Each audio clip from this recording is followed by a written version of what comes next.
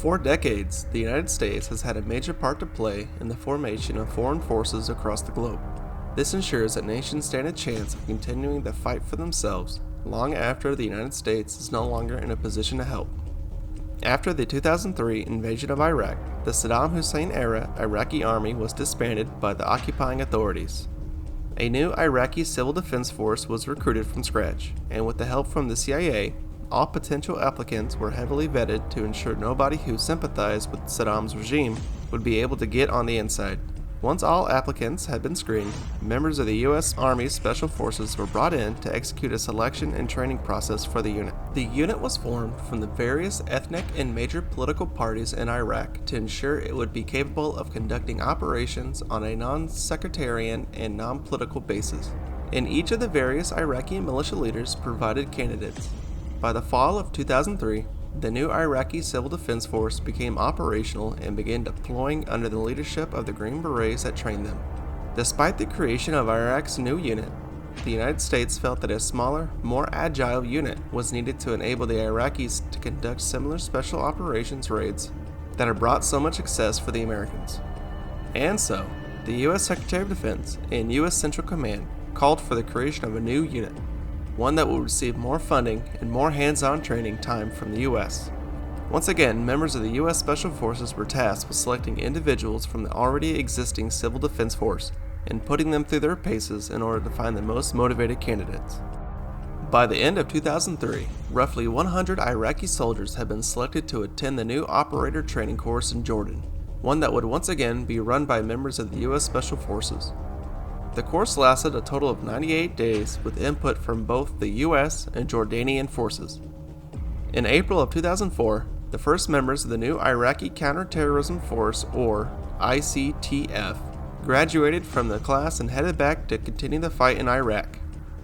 The ICTF, along with the 36th ICDC Battalion, operated independently until May of 2004. When U.S. Central Command directed the two forces merge to form the Iraqi Special Operations Forces, or ISOF Brigade, with the mission to conduct precise counterterrorism raids on suspected Islamic State terror cells. The 36th ICDC Battalion was renamed as the 1st Battalion Commando, and ICTF as the 2nd Battalion ICTF. The battalions were each given a separate task to focus on over the course of the war. 1st Battalion was given the role of targeting terror cells. This involved high-speed raids alongside U.S. forces, often with the use of helicopters to hit a target hard and fast. 2nd Battalion was given the role of hostage rescue. Their job was trained continuously alongside U.S. and other partner forces and remain on standby to respond to hostage situations across the country, as well as stand ready to take action in the event of a sudden attack against Iraqi or coalition forces. Another force created by the U.S., the Mobile Legion Security Company, also known as the Iraqi Company, was established as a reconnaissance unit for the ISOF Brigade. It conducted intelligence collection to develop targets for ISOF using civilian vehicles in order to avoid detection.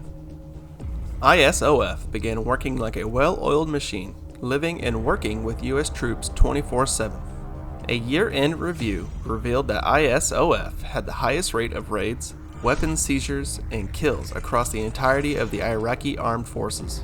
It also showed that morale within the unit was incredibly high, leading to a little to no desertion rate.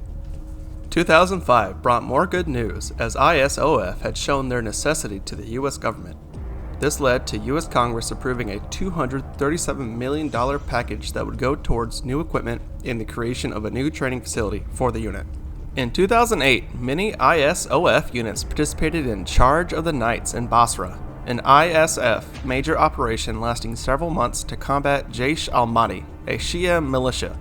In Basra, ISOF fought fundamentally better than other ISF units and gained the reputation as the best fighting force Iraq had to offer. Fast forward to the modern operations of today, and their reputation has not slipped away from them. They still continue to take the fight to ISIS, with the help of intelligence sometimes gained from the United States, as well as counter the Iranian-backed militias who continue to launch strikes against ISOF bases, as well as U.S. troops still in country.